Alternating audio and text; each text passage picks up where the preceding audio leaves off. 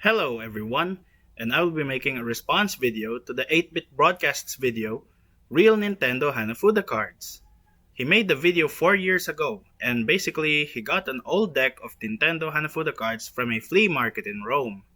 And in the video, he was asking someone who is more knowledgeable about Nintendo Hanafuda cards what year his cards were from. Unfortunately, I could not post a comment because YouTube automatically disabled commenting on the video. So because of that, I had to do a response video. But anyway, this is a great opportunity for me to share some knowledge of Nintendo Hanafuda for you guys, especially if you really love Nintendo history and wanted to start buying or even collecting Nintendo Hanafuda cards. With that, let's start the video. Hello and welcome to another video on the 8-bit broadcast YouTube channel. I am Alex. Hello, Alex. Today, I have something really cool to show to you guys that I have had for like 2 months now. But, yeah, I just was doing other videos, so now I'm going to show you guys something really, really cool. I don't exactly know when they're from, but it's pretty awesome. So these are Nintendo Hanafuda cards, real Nintendo ones, not the ones that you would get at the stores and they would be new. I disagree on that. I mean, yeah, the deck of Hanafuda cards you're holding is definitely made by Nintendo, but I believe a brand new Hanafuda deck made by Nintendo today is just as real. Anyway, let's continue. These guys are from what I have found in my collection of data and just looking from between the 1920s to the 1940s. I doubt that such a modern plastic case could come from between the 1920s to the 1940s, especially not during World War II. Now, based on my collection of data, I would estimate that your Hanafuda deck could be made anywhere between 1963 to 2014. And if you show me the design of the bottom of the plastic case, I could narrow it down further to either between 1963 to 1994 or between 1994 to 2014.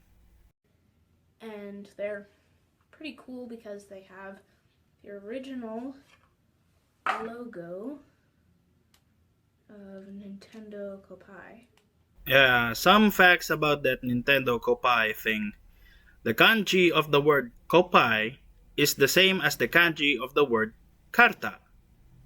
The kanji characters each literally mean bone and tile respectively, and together suggest the meaning of tiles made out of bone. Karta is the Japanese word for cards and is borrowed from the Portuguese word carta. On the other hand, Kopai is the Onyomi pronunciation and is an overarching term that could refer to any sort of game that requires shuffling before dealing, from playing cards to mahjong tiles to even dominoes. Nintendo was mainly a playing card manufacturer since their founding, but by around the 1950s, they already were manufacturing other games, including mahjong. So the name Nintendo Kopai made sense. However, the true pronunciation of their name was Nintendo Karta. Or to be complete, Nintendo Karta Kabushiki Gaisha, which means Nintendo Playing Card Company Limited. And they started printing this name on their Hanafuda card wrappers since early 1950. However, they wrote the word Karta in hiragana instead of kanji. The kanji didn't get used until around 1951. And to digress a little, here's a timeline of how Nintendo was referred to in the wrapper. Before 1933, Nintendo was only mentioned on the side of the wrapper as Yamauchi Nintendo, while on the end of the wrapper, the founder's name was mentioned as the manufacturer, Yamauchi Fusajiro, or Fusajiro Yamauchi. Then in 1933 until 1950, both the side and the end of the wrapper mentioned Yamauchi Nintendo. Then in 1950, they mentioned Nintendo Karta Kabushiki Gaisha, with Karta written in hiragana. Then in 1951, The hiragana was replaced with kanji, which was commonly mistakenly read as kopai. Then, somewhere between 1958 or 1959, they changed the orientation of the text from right to left to right. Then in 1963, they changed the name again to simply Nintendo Kabushiki Gaisha or Nintendo Company Limited. Then in 1967, they did one final change, a new font that will be recognizable to the modern Japanese consumer as the Japanese Nintendo logo today. Anyway, let's continue. Right. Here. Okay, he's looking for the card with the logo of Nintendo Kopai. And down there it says Nintendo Kopai. There is no mention of Nintendo Kopai on this card. The logo in the middle is called Marufuku. Fuku is the kanji character inside the logo, and it literally means fortune. But it actually refers to the founder Fusajiro Yamauchi's biological family name, Fukui, before he got adopted by his boss, of all people, and changed his family name to Yamauchi. On the other hand, Maru refers to the circle surrounding the kanji inside. So basically, it means circle Fuku. This logo has been in all standard Hanafuda cards made by Nintendo known to date, from the oldest even to the ones made today. The 4 characters surrounding the logo means authorized trademark, which I believe roughly translates to leave luck to God. I think you meant leave luck to heaven there, Alex. But as I mentioned before, Nintendo Kopai does not translate to leave luck to God. Let's dissect the word Nintendo for a minute. It consists of 3 kanji characters, each literally meaning entrust, heaven, and temple, respectively. The temple part is usually used by Japanese shops to add elegance to their name. So in this context, we will say that do means store. Ten, however, does play more into the history of Hanafuda in Japan and the history of playing cards in general. During the Sakuku policy of Japan, anything considered as foreign influence were banned in Japan, including playing cards.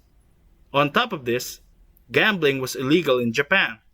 So the card manufacturers decided to make different designs in order to get around with the ban. But not all card games were banned by the government. Matching games such as Uta Awase and Hana Awase were not banned. But gamblers eventually found a way to use such cards for gambling. Eventually, they developed a deck of cards that was structurally similar to Portuguese playing cards, but visually completely different.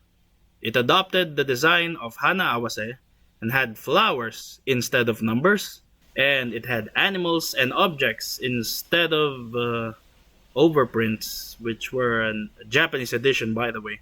Suits were of little importance to the Japanese card player during those times, and so they did away with the suits. Thus, Hanafuda was born, a gambling tool in disguise as a socially acceptable card game. It became very popular until the government caught up with what people were doing with it and banned it as well. But some card players and gamblers just refused to stop playing these cards, so they have to do everything in secret. Stores that sell Hanafuda were hidden behind shops selling something else, and people had to rub their nose to let the seller know they wanted to buy Hanafuda. Why? Because the pronunciation of the Japanese word for flower, hana, is exactly the same as the word for nose, hana. Then after the Sakoku policy was forcibly ended due to pressure from Western forces, the ban on playing cards was lifted, and so standard 52 card decks that are very familiar to all of us got imported to Japan. One by one, the card manufacturers started to openly sell Hanafuda to the public. So what does this story have to do with 10? Well, remember when I said people had to rub their nose?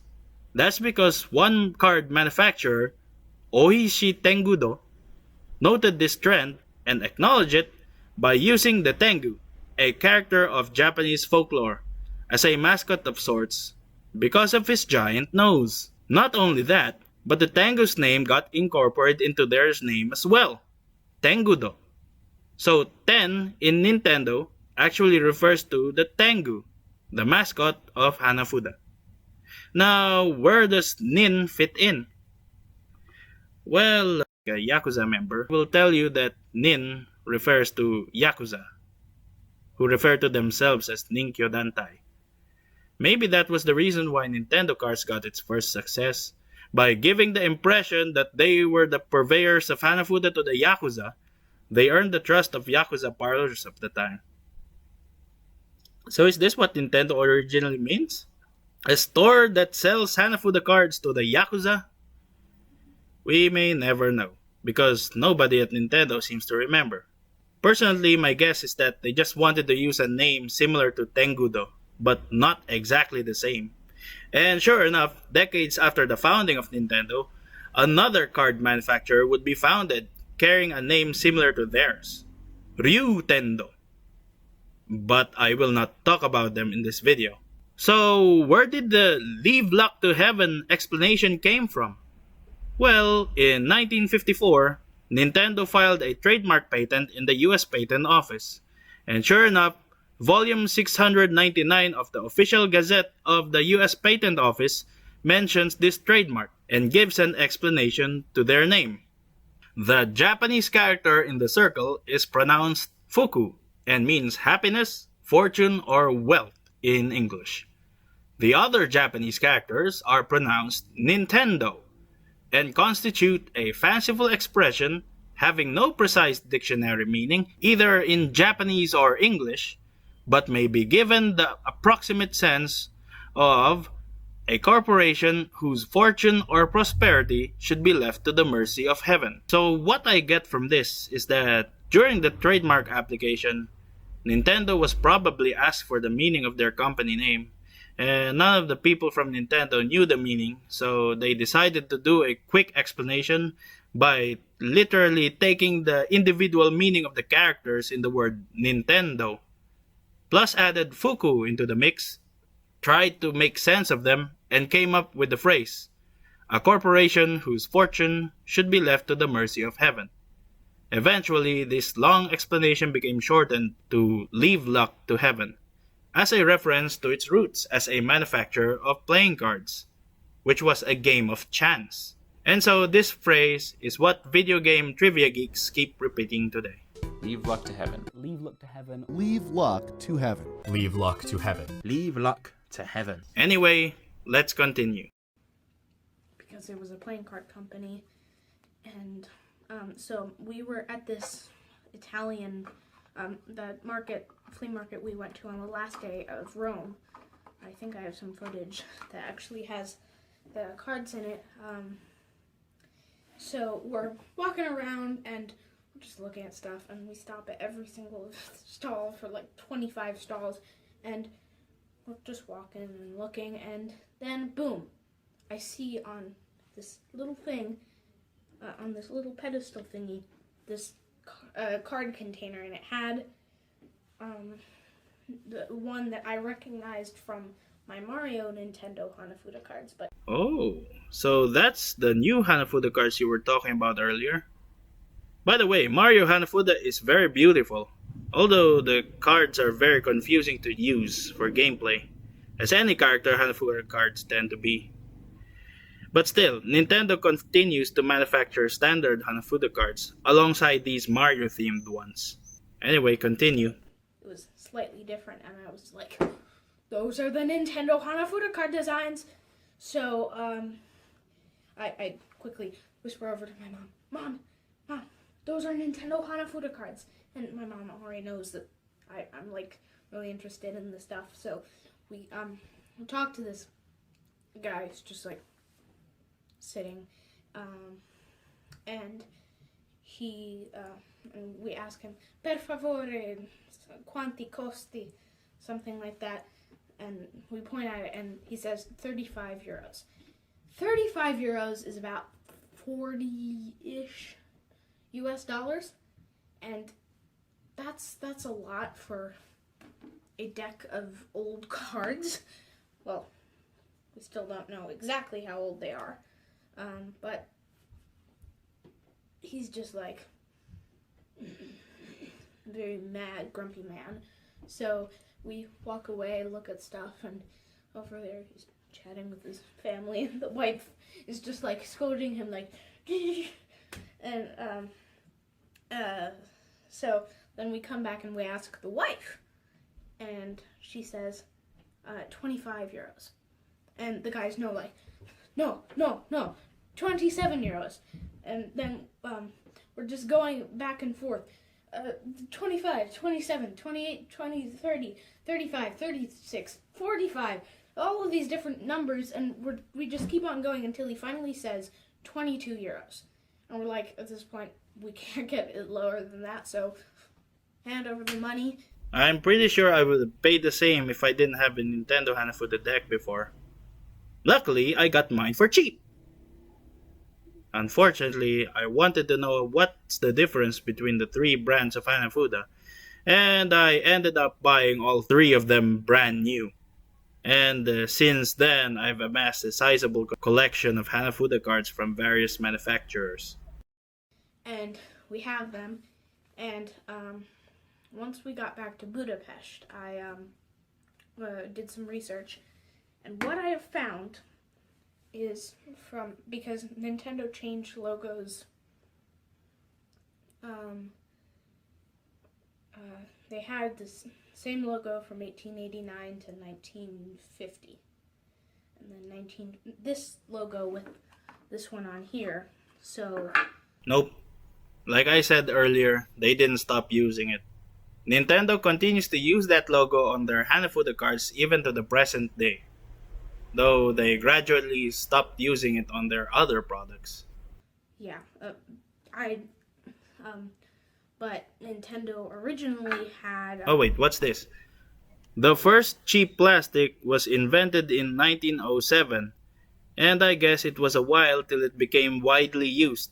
That's why I think 1920s would be the earliest date for the cards at best. Well, I'm not really well versed with the history of plastic, but I can tell you this much. Nintendo didn't mass-produce plastic playing cards until 1953. Also, I've collected a lot of pictures from auction sites of various Nintendo Hanafuda cards, and so far, the earliest year that they used a plastic case to hold Hanafuda cards was 1963. But still, your deck could be made anywhere between 1963 to 2014. However, I can give you a sure way to tell exactly what year your deck was made. You must look for a blank card with a serial number on it. If you find this card, Alex, please reply to me on the comments or make a response video to show me the serial number on it. If it doesn't have a serial number, then you must look for a thin piece of cardboard that looks like a promotional material. The serial number should be there. Wooden/cardboard boxes for their cards. So I think prior to 1963, the decks were either individually encased in thick cardboard boxes or wooden boxes. And some decks were packaged in pairs without any individual boxes. Instead, they were enclosed in a bigger wooden box. This package continued well into the 1970s. An example from 1978 even had a pull tab to elevate your decks of cards from the box. But you gotta be careful not to let the cards fall off. we don't exactly know when it's from, but I'm estimating it's from the 1920s to the 1940s just because it's from the available resources that we have. But if any of you guys knows, like, understands these and is an expert or something, please let me know. Okay, please. I want to know when these guys are from. And that's why I'm making this video right now. Even though you're not making videos right now, I hope you see this video and learn a thing or two about Nintendo Hanafuda cards. Okay? So, thank you guys so much for watching this video. I'm sorry I haven't posted since that CND video, but hopefully you guys enjoyed, and I will see you guys very soon, hopefully. Bye! Bye! And that was the 8-Bit Broadcast's video.